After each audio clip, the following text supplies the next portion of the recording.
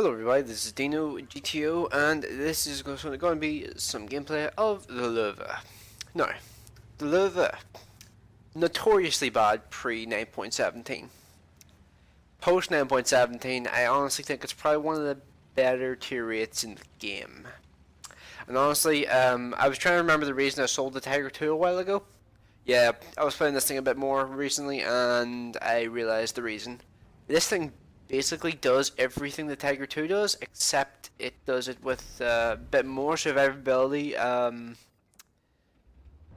It has more survivability. I believe it has a little bit more health, and I believe it has. What was the other thing it has? It has a bit more power to weight ratio. So the only things it really sacrifices are the flexibility in terms of the traverse speeds and the rate of fire and the aiming time. Those are the areas where it sacrifices to be better than the Tiger 2 in other areas. That's probably the most convoluted way I possibly could have told you that. But yeah, it sacrifices gun performance and maneuverability for better acceleration and better overall armor and a wee bit more survivability in terms of health. So yeah, and if you're smart in the Lowe and just move around enough, your turret is pretty much invulnerable.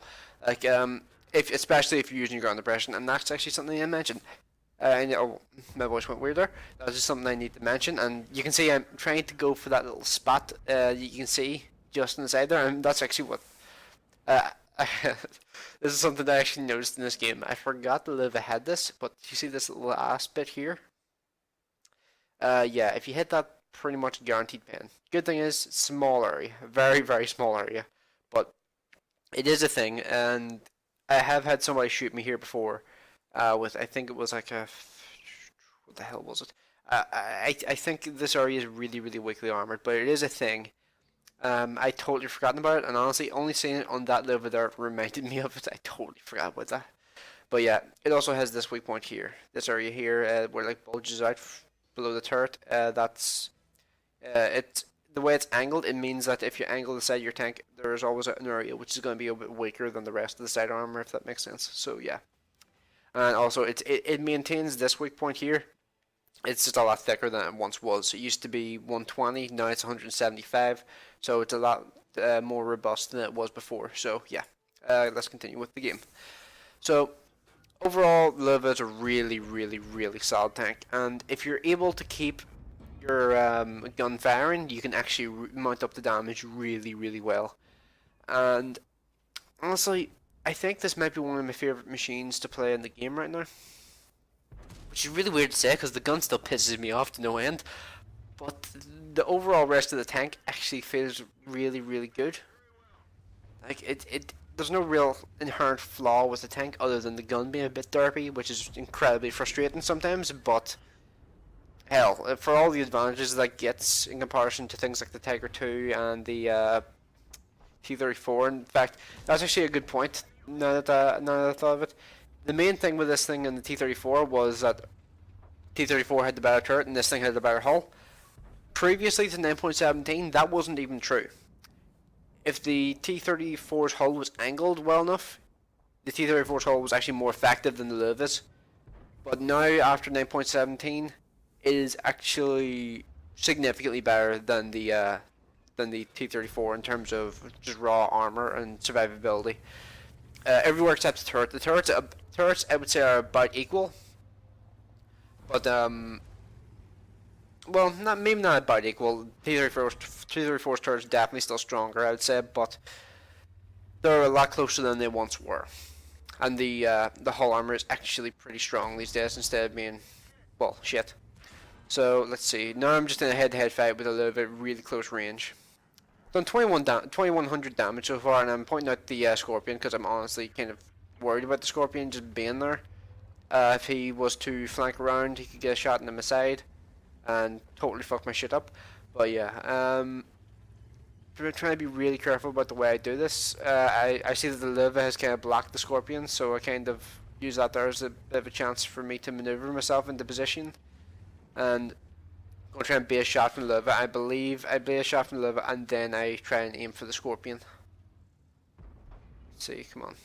Like, I'm holding my fire here. I could shoot that little bulge on the side of the lava, but I held my fire in order to kill the scorpion, because the scorpion is the bigger threat. His gun is infinitely more dangerous than the lava's gun. And yeah, at this point, I have the health. I can afford to go out. I have backup as well, so yeah. So I shot in his tracks, and I'm just going to head on around him. No real point in me sitting in front of him. I just get shot by him. I'll try and put a shot into his turret. Yep, turret.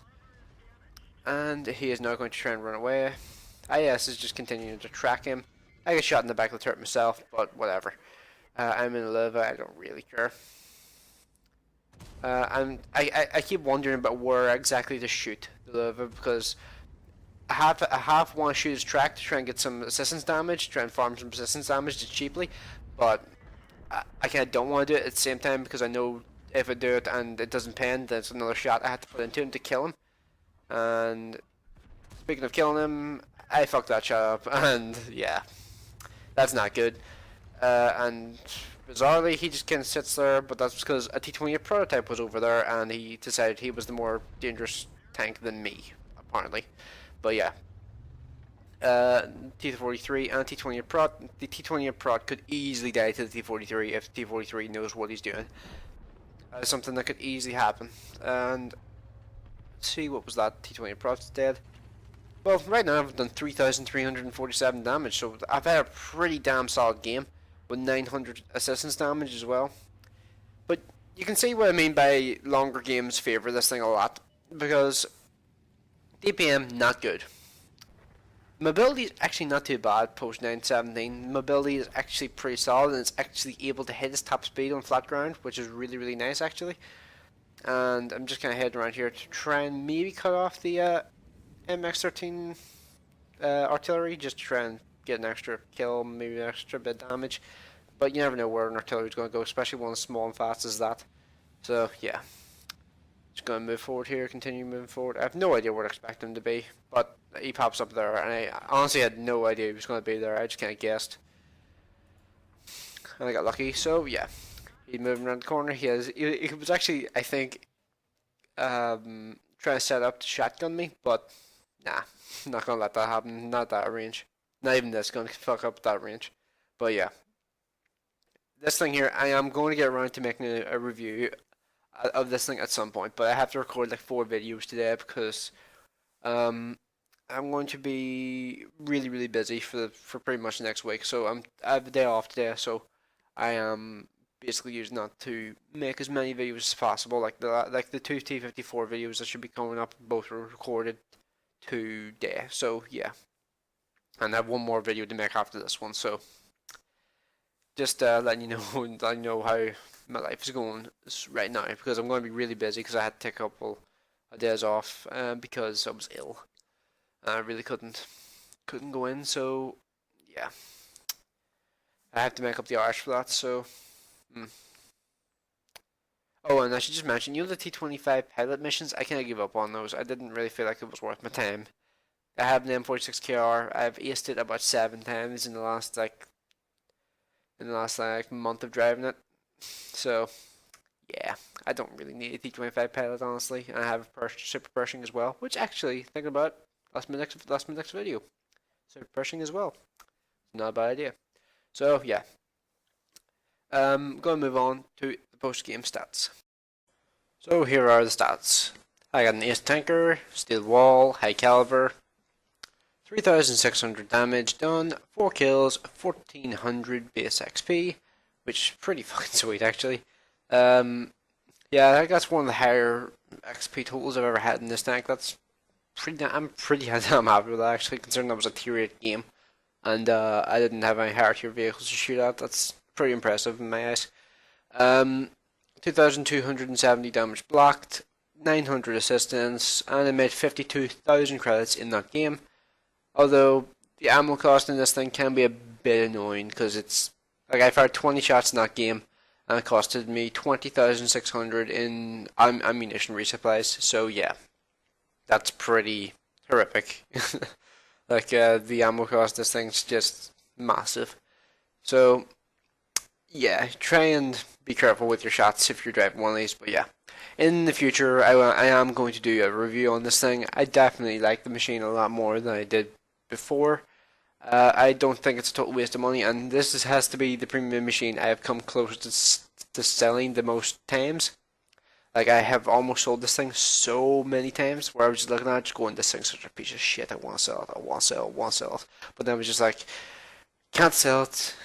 It costed real life money, so I'm not going to sell it." And then um, yeah. Overall, I think it's a good. It's I think it's a good machine now. It's not the horrible piece of shit that it once was. So yeah. Um. So if you like this video, hit like, maybe subscribe if you like my style of content, and yeah, I think that's about all I really have to say. So thanks for watching. I will see you in the next one.